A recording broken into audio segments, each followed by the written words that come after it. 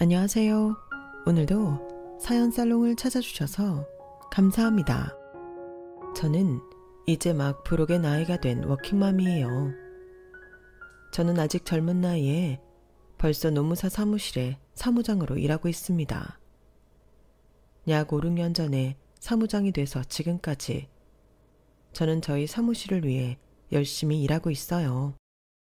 요즘은 저희처럼 작은 사무실에 대해 비하하는 단어도 생기고 청년들의 인식도 별로 안 좋은 것 같더라고요. 하지만 저는 20대 어린 시절부터 이 사무실에서 제 모든 청춘을 바치며 열심히 일했고 업계에서도 저의 노력과 능력을 알아주시는 분들이 생기게 되었답니다. 물론 저도 처음부터 이 사무실이 좋아서 그랬던 건 아니에요. 저희 가족은 무려 5남매가 함께 지내는 대가족인데 첫째인 언니랑 둘째인 제가 나이로는 위에 있고 남동생과 쌍둥이인 막내들은 조금 차이가 나서 아무래도 먼저 성인이 된 언니랑 제가 도움을 좀 드렸어야 했거든요. 저희 부모님도 물론 성실하게 일하시는 분들이지만 아무래도 연년생인 저와 언니를 키우는 것도 쉽지 않은데 남동생과 쌍둥이인 막내들까지 키우게 되니 경제적으로 여유가 생길래야 생길 수가 없었죠. 자식들이 그래도 3년 정도는 차이가 나야 옷도 물려주고 다른 것도 좀 물려주고 할 수가 있을 텐데 매번 뭐든지 2, 3배로 돈이 들어가게 되니까요. 이런 집안 사정 때문인지 아님 원래 언니가 머리가 좋기 때문인지는 모르겠지만 저희 언니는 항상 1등을 놓치지 않는 모범생이었어요. 어릴 땐 저랑 싸우기도 많이 싸웠지만 그래도 첫째로서의 책임감이 장착되어 있어 저랑은 확연히 달랐어요. 남동생과 막내들이 태어난 이후에는 그게 더 강해졌고 저도 그때는 철이 들어 언니처럼 공부도 알아서 하고 동생들도 알아서 챙기게 되었죠. 그랬던 언니는 대학도 장학금을 받으며 다녔고 졸업 후 취업도 곧바로 했어요. 이름만 들으면 알만한 중견기업에서 승승장구하고 있죠. 저는 언니만큼은 아니지만 그래도 장학금을 몇 번 받으면서 대학을 다녔고 졸업 후에는 이런저런 조건 따지지 않고 취업해 경제활동을 시작했어요. 그게 제가 지금까지 다니고 있는 노무사 사무실이었던 것이죠. 처음에는 대학 졸업하기 직전에 단순히 사무 보조 일을 하는 알바생을 구한다길래 알바생으로 들어가 일을 시작했는데 그 사무실 대표님 2분께서 제가 마음에 들었는지 정직원으로 일해볼 생각이 없냐고 먼저 제안을 해주셨어요. 제 입장에서는 사무실이 집과 그리 멀지 않은 곳이어서 동생들을 돌보며 일을 하기엔 딱 좋았고 일을 하다 보니 또 나름 재미를 붙이게 되어 그렇게 정직원으로 일을 시작하게 된 것이었어요. 처음에는 저희 사무실이 지금처럼 크고 으리으리한 곳이 아니었습니다. 상가 건물 2층에 위치한 작은 사무실이었죠. 저는 그 당시가 조금은 그리운 것도 있는데 대표님 2분이 부부셨기 때문에 회사가 참 가족적인 분위기였거든요. 같이 일을 하며 재미있는 에피소드들도 많았고요. 하지만 시간이 지나면서 저희 사무실은 점점 더 잘 되어갔고 점차 사무실을 확장해 나가다가 나중에는 아예 신축 건물로 위치를 옮기게 되었답니다. 저희 사무실이 이사하는 날 저희 사무실은 중요한 업무만 일찍 처리하고 다 같이 회식을 했어요. 점심에 회식을 하고 그날은 일찍 귀가하기로 한 것이었습니다. 그런데 대표님들이 저를 따로 부르시더라고요. 다들 조심히 들어가시고 앞으로 새 사무실에서도 열심히 해봅시다. 그동안 다들 고생 많았어요. 송주임은 잠깐만 우리랑 얘기 좀 할까? 무슨 말씀을 하시려고 하나 싶어서 대표님들을 따라 근처 카페로 들어갔는데 거기서 깜짝 놀랄 만한 제안을 받게 되었어요. 이번에 사무실 이전하면 송주임이 실장 자리를 좀 맡아줬음 해. 물론 페이는 그에 따라서 섭섭하지 않게 지급을 할 거고. 송주임, 아니, 송 실장만 괜찮다면 내일부터라도 당장 계약서를 다시 쓸 수 있어. 송 실장 생각은 어때? 너무 갑작스러워서. 저야 좋게 봐주셔서 제안해 주신 건데 싫을 일이 있나요? 그런데 제가 그 일을 맡을 수 있을까요? 다른 사무실 보면 실장직은 그래도 좀 좋은 대학 나오시거나 이쪽 일을 잘 배운 분들이 하시던데. 걱정 마. 송 실장처럼 일머리가 좋은 사람은 금방 배울 거야. 우리 입장에서는 화려한 학벌 가지고 있는 사람 100명 온다 그래도 송 실장 못 이기지. 우리 사무실이 구멍가게였을 때부터 함께 해온 사람인데. 그래도 다른 사무실 실장님들 보면은 최소 법학과 나오시고 그러셔서. 그래? 송 실장이 필요하면 교육도 받게 해줄게. 우리는 그 생각까지 해본 적은 없었지만 송 실장이 그게 신경이 쓰인다면야.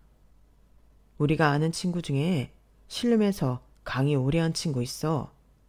송 실장 집도 가까운데 거기서 필요한 공부도 하고 그래. 비용은 걱정하지 말고. 감사해요, 대표님. 제가 뭐라고 이렇게까지. 그런 소리 하지 말어. 우린 송 실장처럼 야무지게 일해주는 사람이 아무리 오래 일해도 없더라. 귀한 인재니까 귀하게 대해주는 것뿐이야. 우리는 송 실장이 오케이만 해주면 그냥 땡큐야. 아, 네, 감사해요. 저도 열심히 해보겠습니다. 저는 대표님들의 배려로 약 6개월이 넘는 기간 동안 공부와 일을 병행하게 되었어요. 제가 공부를 하는 걸 아시니 업무적으로도 최대한 배려를 해주셨죠. 그리고 나서 실장으로 일을 하게 되니 확실히 자신감도 붙고 그 분야에 대해 더 깊이 알 수가 있더군요. 그렇게 업무가 숙달되고 나니 경제적으로나 커리어적으로 더 여유 있는 삶을 살 수 있게 되었어요. 마침 그때쯤 되어서 동생들도 성인이 되면서 제 앞가림을 하기 시작했고요. 사람이 숨 쉴 틈이 생기니 곧바로 인연이 찾아들게 되더군요. 바로 그 다음에 저는 제 남편을 만나게 되었고 저희는 약 2년간의 연애 끝에 결혼을 하게 되었답니다. 제 결혼 소식에 대표님 두 분은 정말 친정 부모님처럼 기뻐하셨어요. 축의금도 직계 가족처럼 많이 주셔서 깜짝 놀랐다니까요. 제가 손사래를 치며 이렇게 많이 주지 않으셔도 된다고 해도 두 분은 어느새 저를 창업 멤버라고 부르시며 가족이나 다름없으니 그럴 수는 없다셨어요. 제가 무슨 창업 멤버예요. 저도 두 분이서 사무실 차린 지 4년 만에 들어간 건데요. 아, 우리 사무실에서 송 실장만큼 오래된 사람이 어딨다고 그래.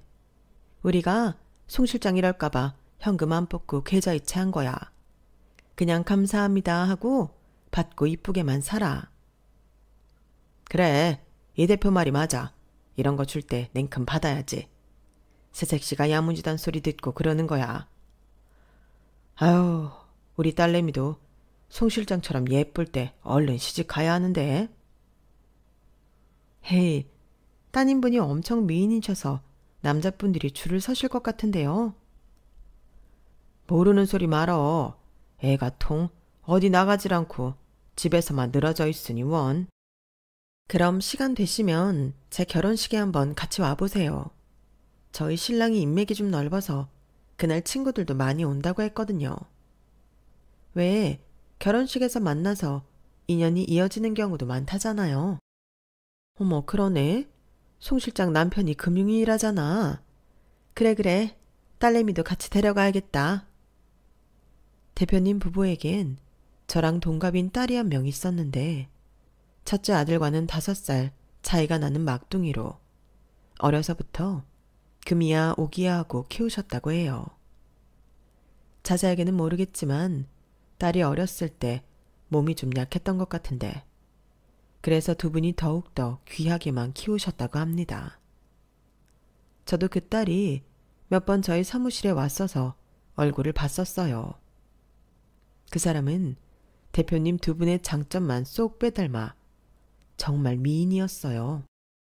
인상이 좋은 대표님들과는 다르게 그렇게 살가운 느낌은 없었지만요. 딱 보면 새침대기 부잣집 외동딸 같은 인상이었습니다. 그래도 저는 워낙 저희 대표님들이 좋은 분들이신 걸 알았기에 그때까지는 그 딸이 그렇게 나쁘게 보이지는 않았어요. 대표님들은 정말로 제 결혼식에 딸을 데려왔고 딸은 제 결혼을 축하하는 기색은 하나도 없고 내내 피곤한 표정만 짓는 것 같더군요. 그렇지만 그날은 워낙 저도 정신이 없었기에 그런 거에 하나하나 신경 쓸 겨를이 없었어요. 신혼여행까지 다녀온 뒤 다시 업무에 복귀해 열심히 일을 하는데 어느 날 저희 신혼집에 집들이를 온 남편의 동생, 그러니까 도련님이 어렵게 이야기를 꺼내는 겁니다. 형수, 저번에 왜 형수 결혼식에 형수네 회사 대표님이라던 분들 있었잖아요. 따님이랑 같이 오신. 아, 네, 맞아요. 회색 원피스 입고 계셨던 분이 따님이세요. 네네. 그 머리 반묶음 하셨던 분. 그분 혹시 남자친구 있으세요? 아, 맞다. 내 친구 진혁이도 물어봤었는데 당신한테 물어보는 걸 깜빡했네. 그분 남자친구 있으셔? 아니, 내가 알기론 없어. 근데 왜? 소개해줄까? 형 친구한테는 일단 남친 있다고 해. 내가 먼저 물어봤잖아.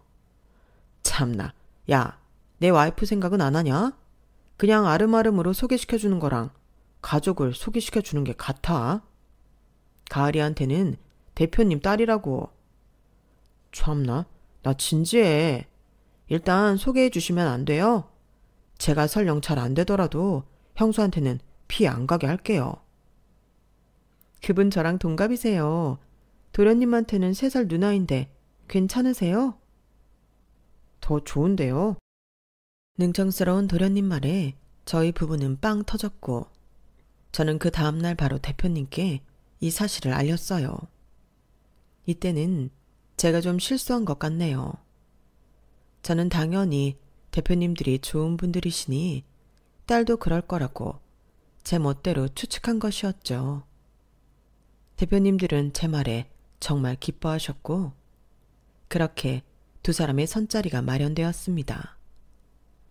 새침대기 같던 동서가 어떻게 도련님께 마음을 열게 된 건지는 모르겠으나 어쨌든 두 사람은 연인이 되었고 약 1년 후에 식을 올리게 되었답니다. 그 사이 저는 실장에서 사무장으로 한 번 더 승진을 하게 되었고요. 시부모님께서는 남편도 저도 차례로 승진을 하고 도련님까지 장가를 가게 되니 경사가 끊이질 않는다며 기뻐하셨습니다. 그리고 대표님들 역시 마찬가지였어요. 대표님들은 사석에서는 저를 복덩이라고 부르며 정말 예뻐하셨죠. 어서 와 우리 복덩이. 오는데 고생했지? 갑자기 비가 쏟아져가지고 차 많이 막혔니? 아니요. 그건 괜찮았어요. 근데 땡땡 회사 장이사가 너무 말이 많아가지고. 그 양반 그거 나이 들수록 말만 길어지는 것 같아. 고생했어. 얼른 식사부터 하자. 여기가 저번에 박영만 이사가 소개해준 식당인데 음식이 괜찮더라고. 금대구이부터 먹어봐봐. 아우, 근데 너무 많이 시키신 거 아니에요? 여기 금액도 비싼데. 원래 결혼할 인연 소개해준 사람한테는 이 정도 해야 하는 거야. 그리고 이번 분기에 송 사무장이 따낸 계약이 몇 건인데. 맞아. 이제 사돈될 인연인데 이 정도는 해야지. 음식 많은 건 걱정 마. 남는 건 우리가 다 먹을 테니까. 우리 예지랑 잘 지내줘. 아마 나이도 같으니 맞는 게 많을 거야. 그렇게 말하면 안 되지. 둘이 동갑이라고 마냥 편하게 두지 말고 송 사무장이 잡아야 할 때는 확실하게 잡아. 형님은 원래 그래도 돼. 알겠지?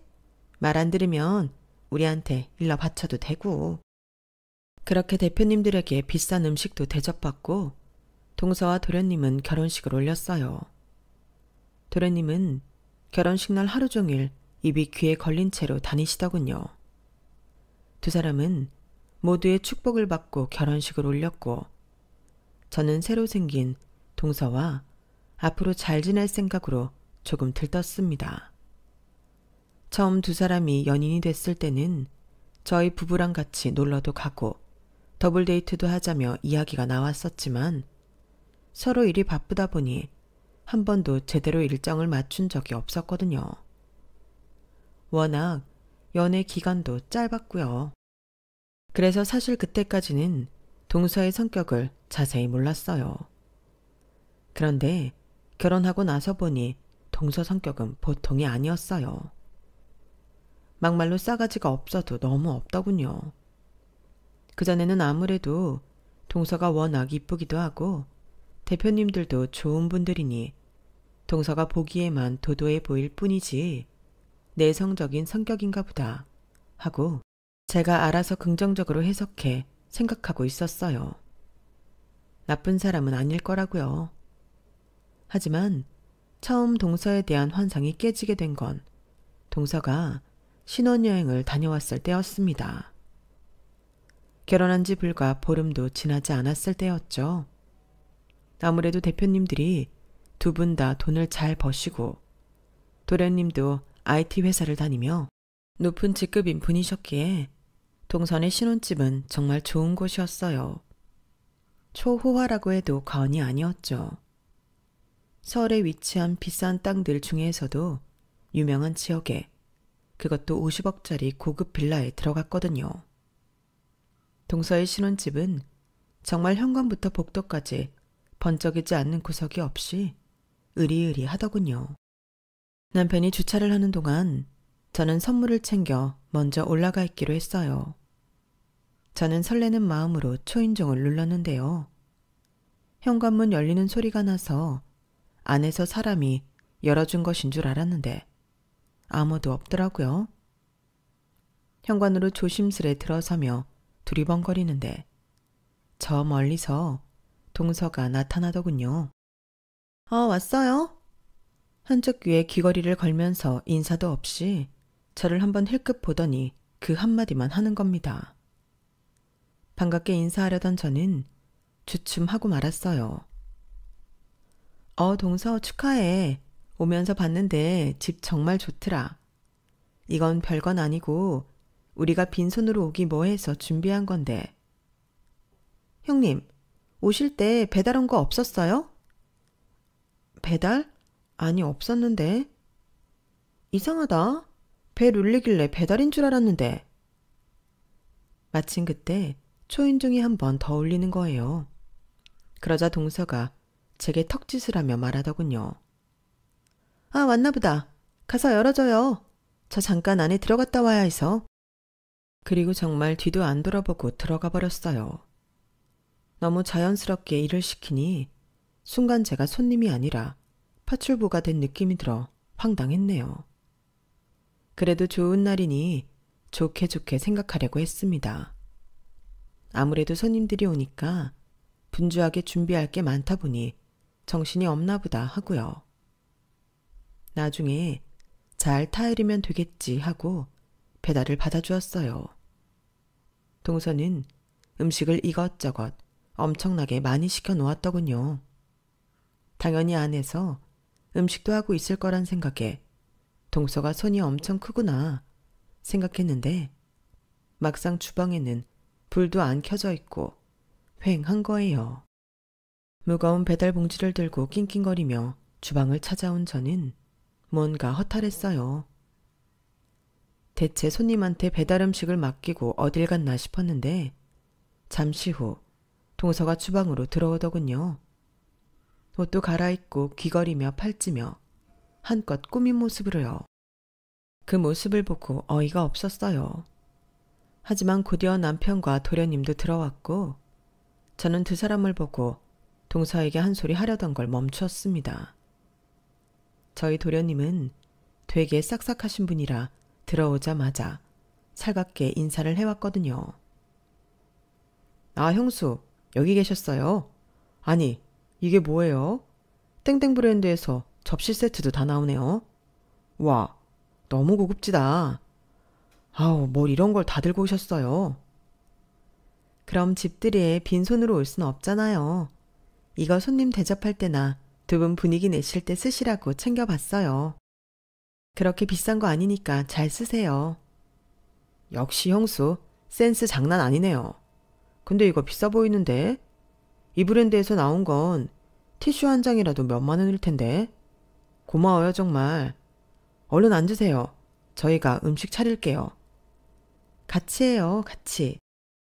그렇게 바지런하게 그릇에 배달 음식을 옮겨 담고 식탁을 차리니 시부모님 오시는 시간 딱 맞춰 식사 준비를 할 수 있었어요.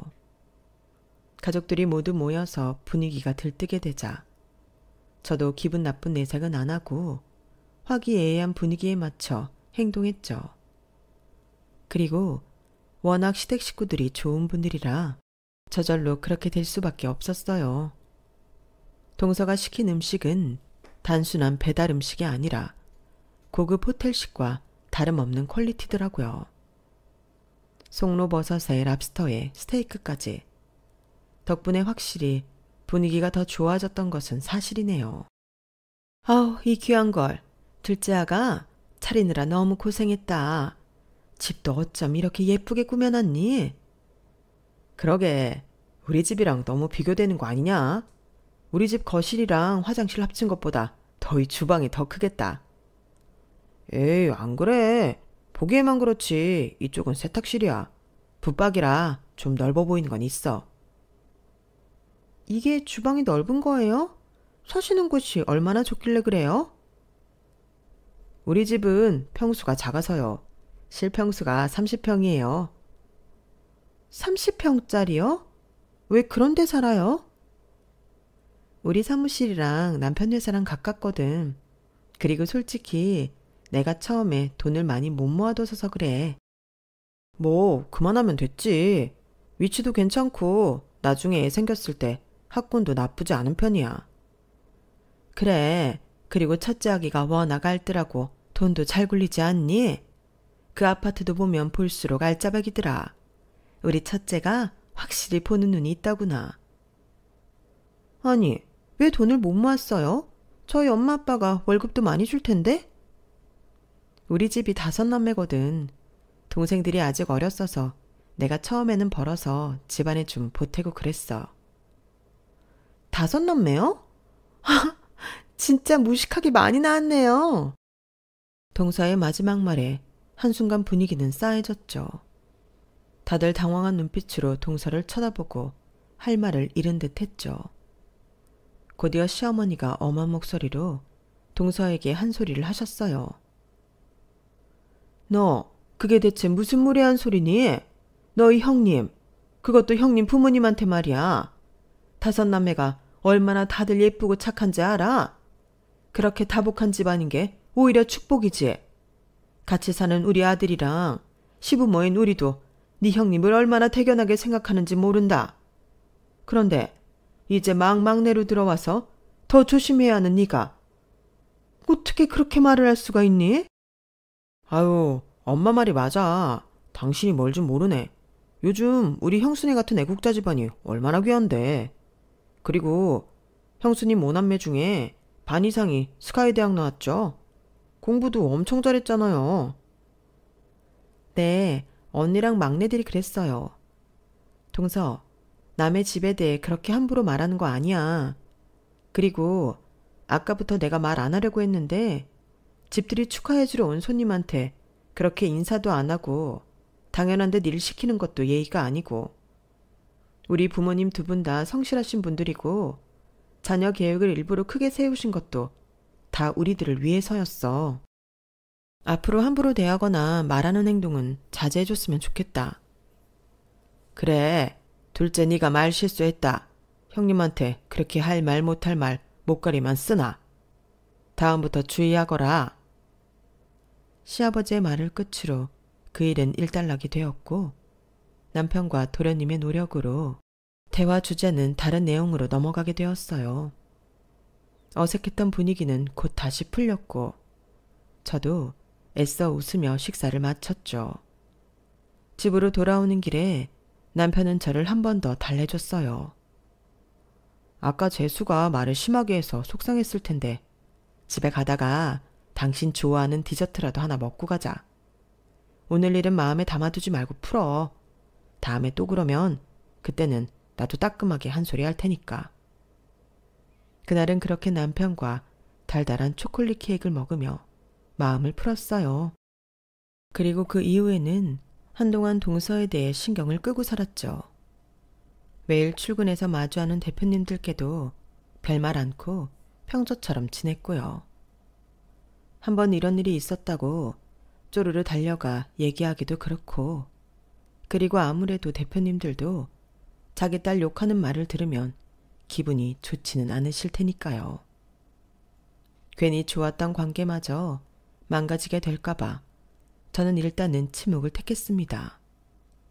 시댁 식구들이 모두 제 편인 걸로 좋겠어요. 할 일에만 집중하며 살다 보니 그날의 일은 점점 잊혀져 갔고 저희 집에서는 계속해서 겹경사가 생기게 되었는데요. 막내 동생들이 차례로 좋은 회사에 취직을 했고 셋째 동생도 결혼을 하게 된 것이었어요. 그리고 활용점정은 저였는데 저희 부부에게 선물과도 같은 아이가 생기게 된 것이었죠. 시댁 식구들도 진심을 다해 축하해 주었답니다. 남편과 저는 서로 눈물을 흘릴 정도로 기뻐했어요. 임신 소식을 알리고 몇 주 뒤에 시댁 식구들은 저희 부부를 축하해 주기 위해 저희 집으로 찾아왔어요. 첫 손주가 생긴 시부모님은 입이 귀에 걸리셨다고 해도 과장이 아니었죠. 아무것도 준비하지 말라니까, 참.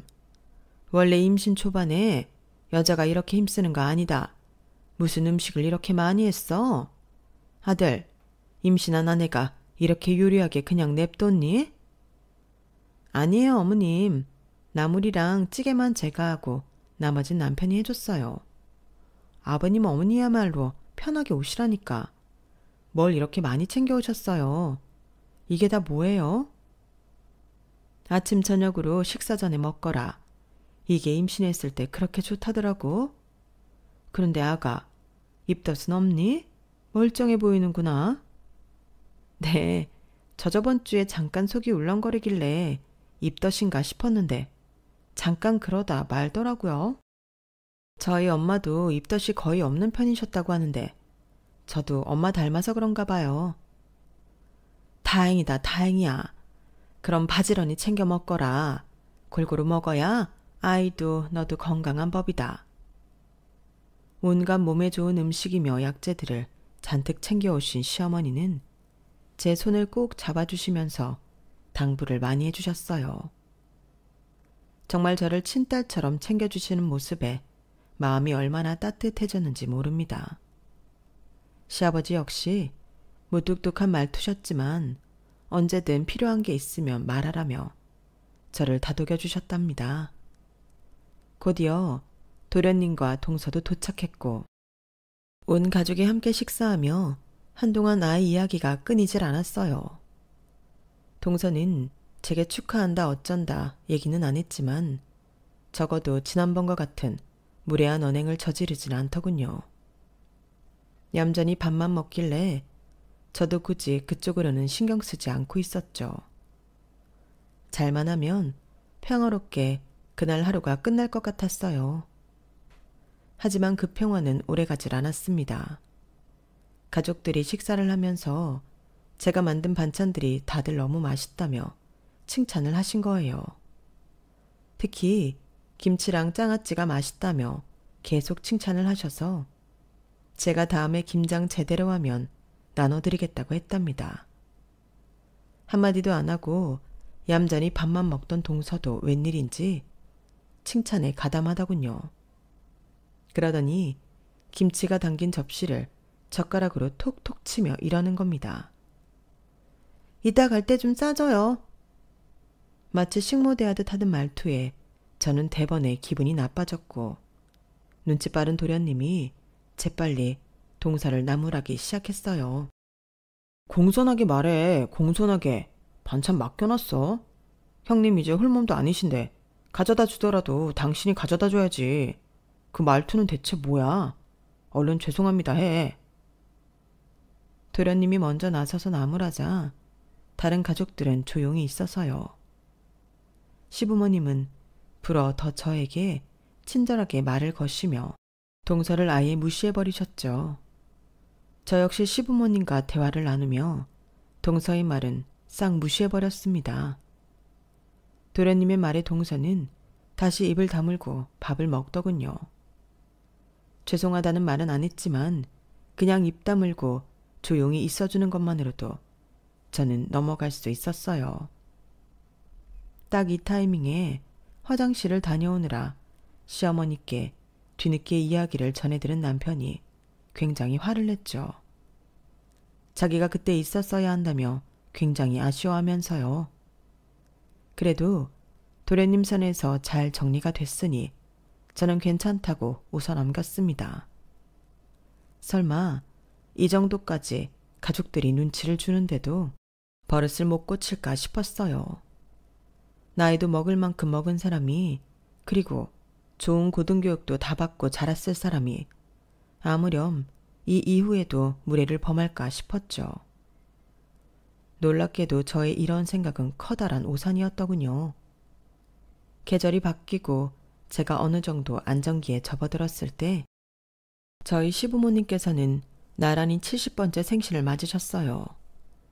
두 분이서 생신이 거의 일주일 차로 붙어 있었기 때문에 그전에도 한꺼번에 축하를 해드렸었는데 이제는 칠순까지 껴있으니 저희는 큰맘 먹고 고급 한정실을 예약하고 효도관광도 함께 보내드렸답니다. 비록 자식인 저희는 같이 여행을 가지 못했지만 어르신들을 잘 모셔준다고 소문이 자자한 분을 찾고 찾아내 가이드를 시켜드렸죠. 식사를 마치고 이동을 하시면 됐었기에 저희는 일단 다 같이 식당에서 모이기로 했어요. 식당이 저희 사무실과 멀지 않은 곳이었기에 저는 차를 안 끌고 출근했다가 걸어서 식당으로 갔고 다른 사람들도 퇴근하는 대로 넘어오기로 했죠. 제가 가장 먼저 도착했는데 바로 뒤이어 도착한 사람은 동서였어요. 제가 먼저 동서의 차를 알아보고 아른채를 했는데요. 바로 주차를 하고 차에서 내릴 줄 알았던 동서는 주차 공간에 제대로 진입을 못하더라고요. 자리가 그렇게 좁은 것도 아니었는데 말이에요. 뒤엔 기다리는 차도 있고 그래서 제가 도와주려고 핸들을 일단 왼쪽으로 꺾으라고 말하기 위해 운전석 쪽으로 갔어요. 그런데 동서는 제가 다가가자마자 아예 시동을 끄고 내리는 거예요. 그러면서 제게 당연하다는 듯이 차키를 넘기더라고요. 일단 급한 마음에 저는 아무 생각 없이 차에 타서 대신 주차를 해줬는데 막상 차를 타면서도 내가 왜 이러고 있지 싶은 생각이 드는 겁니다. 주차를 마치고 동서를 찾아보려 했는데 동서는 이미 온데간데 없더군요. 두리번거리며 1층 엘리베이터 앞으로 오자 거기서 태연하게 엘리베이터를 기다리고 있는 동서를 볼 수 있었죠. 저는 화가 나는 걸 꾹 참고 동서에게 말했어요. 갑자기 그렇게 차를 버려두고 가버리면 어떡해. 이 동네 안 그래도 차도 많고 복잡한데 이럴 거면 그냥 차를 끌고 오지 말지 그랬어. 형님이 했잖아요. 차 키요. 표정 하나 안 바뀌고 차 키를 달라며 손을 내미는데 그때 처음으로 애가 싸가지가 없어도 너무 없네 하는 생각이 들었습니다. 아무리 신경 안 쓰려고 해도 이건 도가 지나쳤잖아요. 내가 동서 발렛기사야? 지금 이게 무슨 태도야? 동서가 못하는 거 내가 대신 해줬으면 고맙다고 인사를 해도 모자랄 판에 사람 쳐다도 안 보고 손만 딸랑 내미는 건 대체 어디서 배운 버르장머리냐고. 아, 잘하는 사람이 했으면 됐잖아. 뭘 그렇게 재고 따져? 애초에 여기 네가 알아본 데 아니야? 주차 공간도 좁아 터진 식당을 예약한 사람이 잘못한 거 아니야? 지금 뭐 하자는 거야? 뭐가? 이젠 아주 눈에 뵈는 게 없어? 어디다 대고 반말이냐고. 너 내가 이런 얘기까지는 정말 안 하려고 했는데 도대체 예절 교육이라고는 안 받고 자랐니? 어쩜 이렇게까지 막 나갈 수가 있어. 어이가 없네. 그럼 너랑 나랑 뻔히 동갑인 거 서로 아는데 내가 말끝마다 존대라도 해줘야 된다는 거야? 네가 더 나이 많은 사람이랑 결혼했다고? 막말로 위아래 따질 거면 난 네 상관 딸이야. 정신 차려. 지금 말 다 했어? 처음으로 가족들과 함께 있지 않고 둘이서만 대화를 나눠보니 동서는 전혀 대화가 통하지 않는 인간이었어요. 언쟁을 하면서도 동서가 내뱉는 한마디 한마디가 충격적이었죠.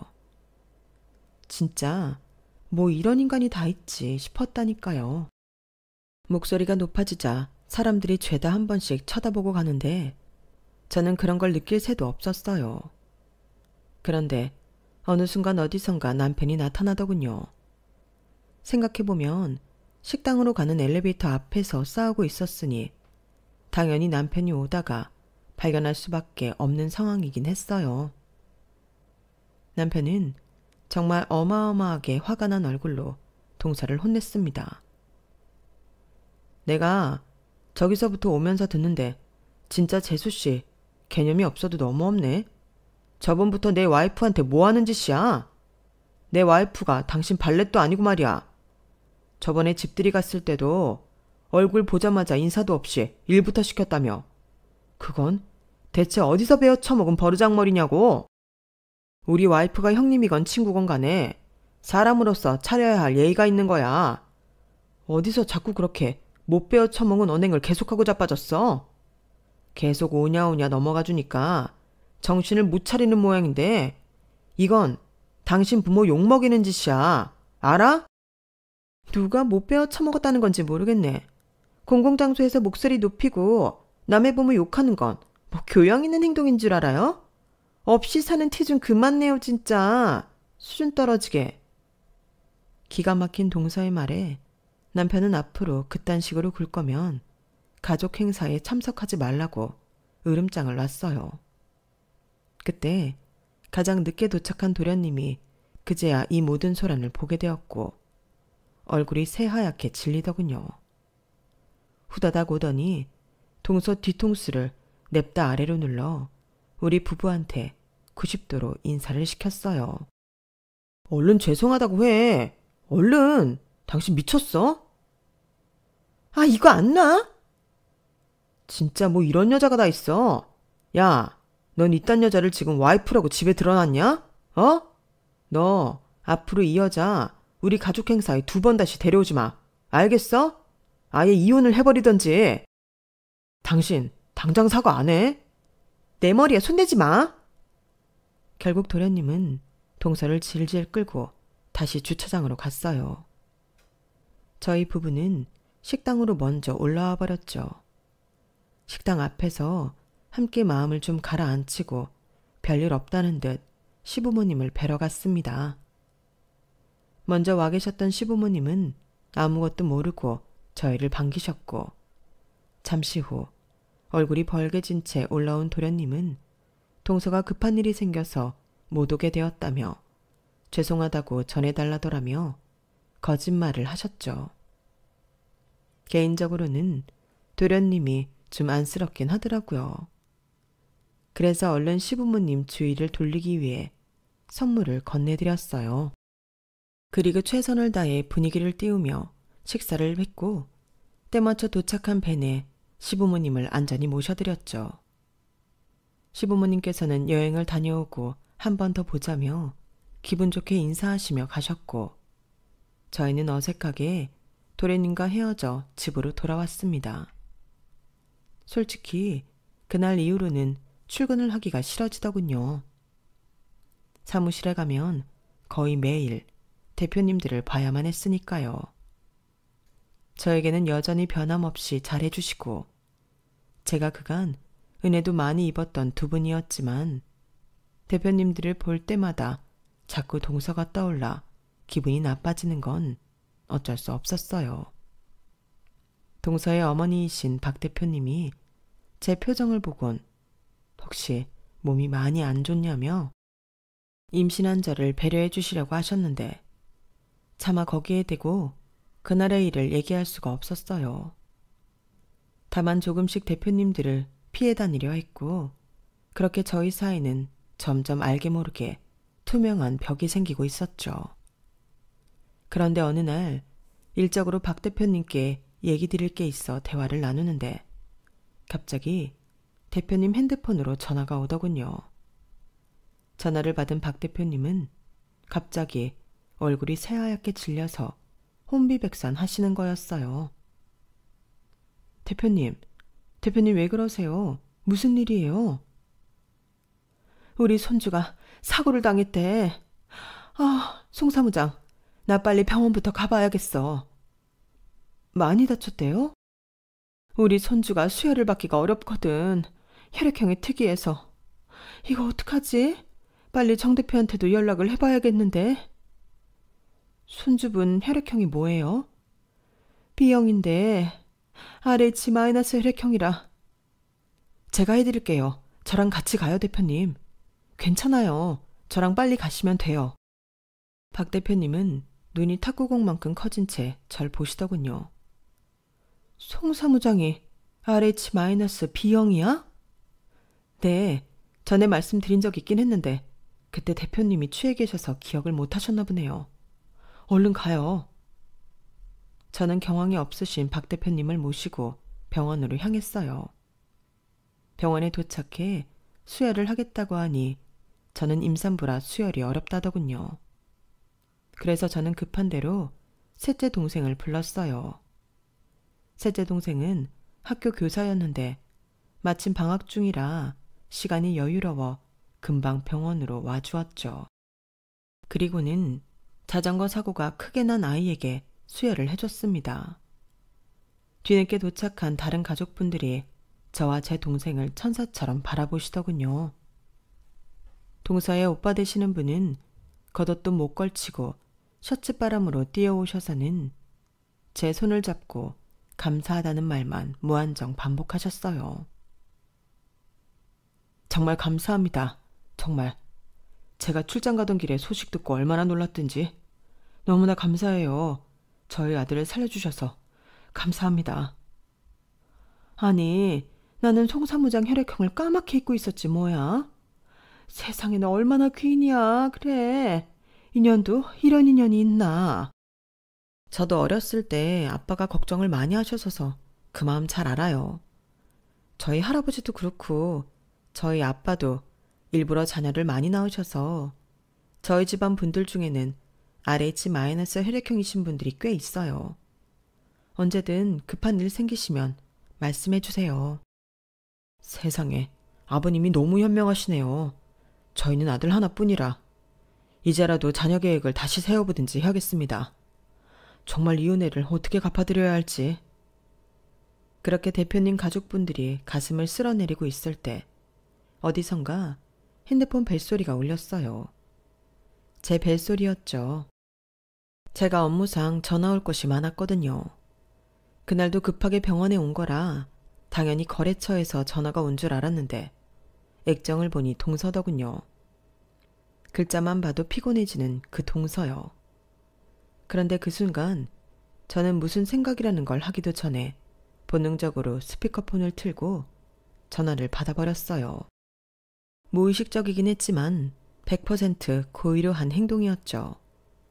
그러자 수화기 너머로 쌀쌀맞은 동서의 목소리가 흘러나오더군요.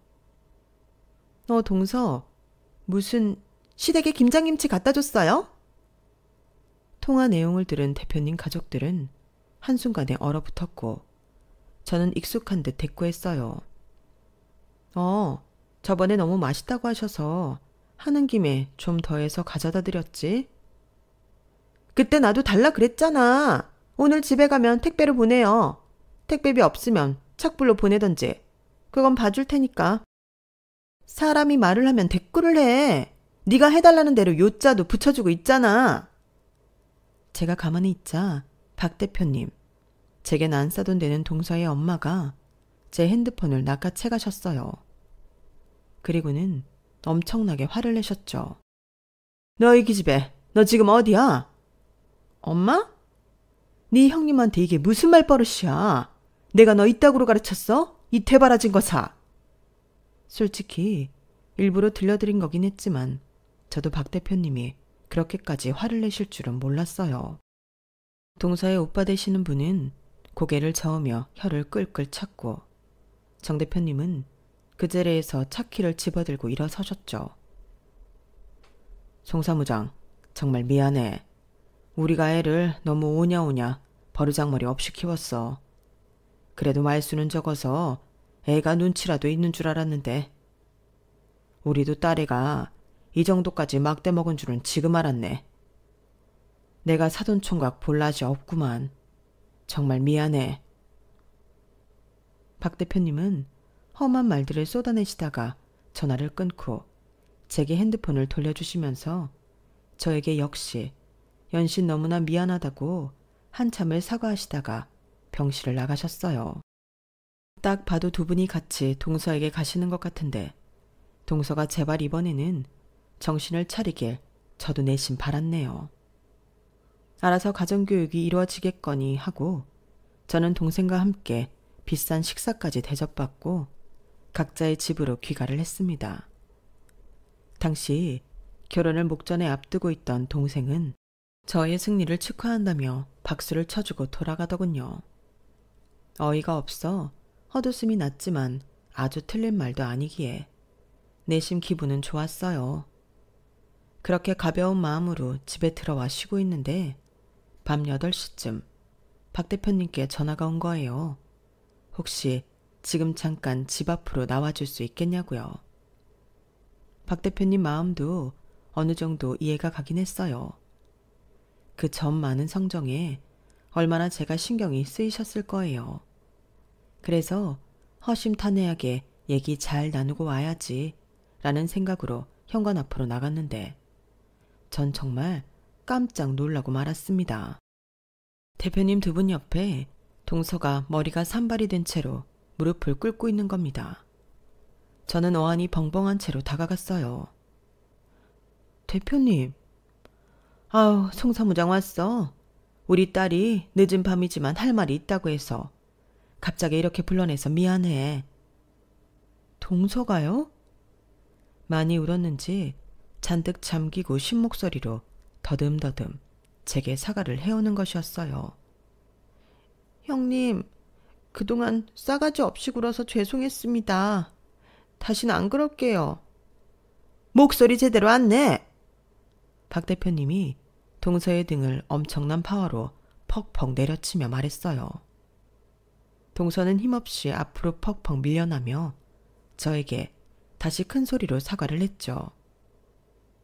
죄송합니다, 형님. 앞으로 버릇없이 굴지 않겠습니다.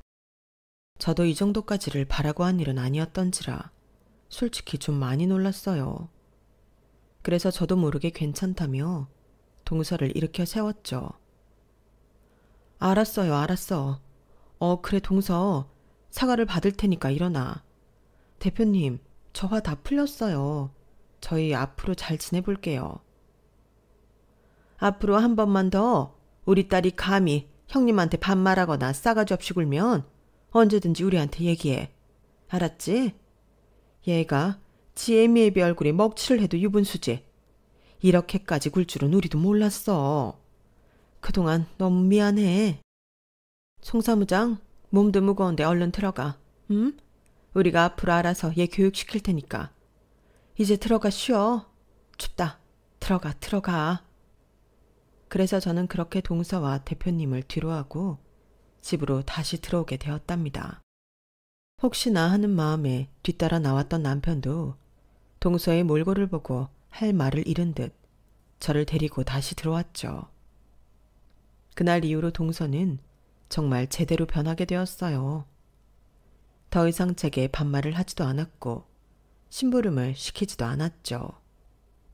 시댁 식구들은 도련님을 통해 모든 사정을 전달해 드릴 수 있었는데요.